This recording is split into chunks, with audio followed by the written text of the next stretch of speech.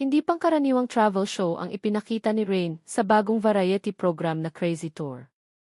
Sa halip ng mga tahimik na bakasyon, magagandang tanawin, at simpleng food trips, pinili ng programa na dalhin ang mga manonood sa mga karanasang puno ng adrenaline, panganib, at matitinding hamon na bihirang makita sa mga Korean travel shows. Kasama ni Rain sa programa sina Kim Moo-yul, Pani Bottle, at Lee Seung-ho ng Winner. Mula pa lamang sa unang mga episode, malinaw ng iba ang direksyon ng palabas. Ang layunin nila ay hanapin ang mga pinakamatitinding adventure sa iba't ibang bahagi ng mundo at personal na subukan ang mga ito, gaano man ito kahirap o kapanganib. Isa sa mga dahilan kung bakit mabilis na napansin ang Crazy Tour ay dahil sa kakaibang chemistry ng apat na miyembro. Kilala si Rain bilang isang world-class performer na seryoso sa kanyang trabaho at fitness, ngunit sa programang ito ay ipinakita niya ang mas magaan at masayang bahagi ng kanyang personalidad.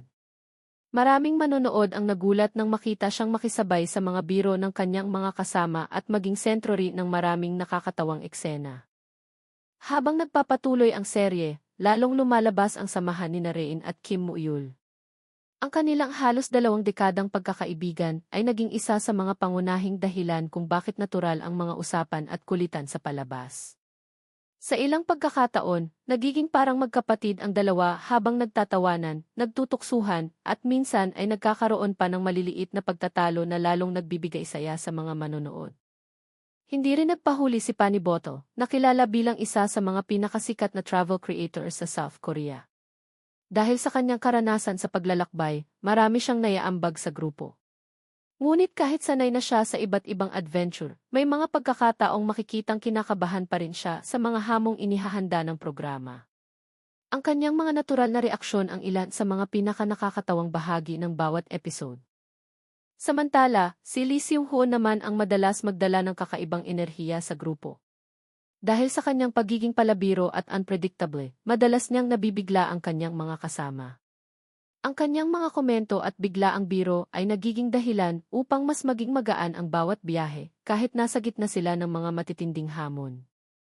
Isa sa mga pinakatampok na bahagi ng programa ay ang kanilang paglalakbay sa Australia. Dito nila sinubukan ang ilan sa mga pinaka-ekstreme na aktibidad na nakita sa buong season. Kabilang dito ang helicopter cattle driving kung saan tumulong ang grupo sa pagmamando ng daan-daang baka mula sa himpapawid. Para kay Rain, isa ito sa mga karanasang hindi niya malilimutan dahil nangangailangan ito ng lakas ng loob, konsentrasyon, at mabilis na pagdedesisyon. Bukod sa Australia, patuloy ding naghahanap ang programa ng mga kakaibang destinasyon at aktibidad na kayang magbigay ng kakaibang excitement hindi lamang sa mga kalahok kundi pati na rin sa mga manonood. Sa bawat bagong episode, tila mas tumitindi pa ang mga hamon na kanilang hinaharap. Sa kasalukuyan, patuloy na tumatanggap ng positibong reaksyon ang Crazy Tour mula sa maraming fans ng Korean variety shows.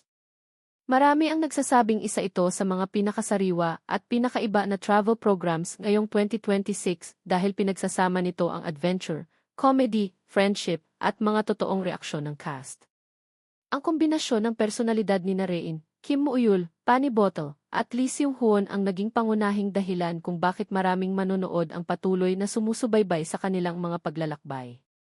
Habang dumarami ang mga episode, tumitindi rin ang interes ng publiko kung hanggang saan pa kayang dalhin ng 4 na miyembro ang kanilang sarili para lamang makahanap ng susunod na crazy na karanasan.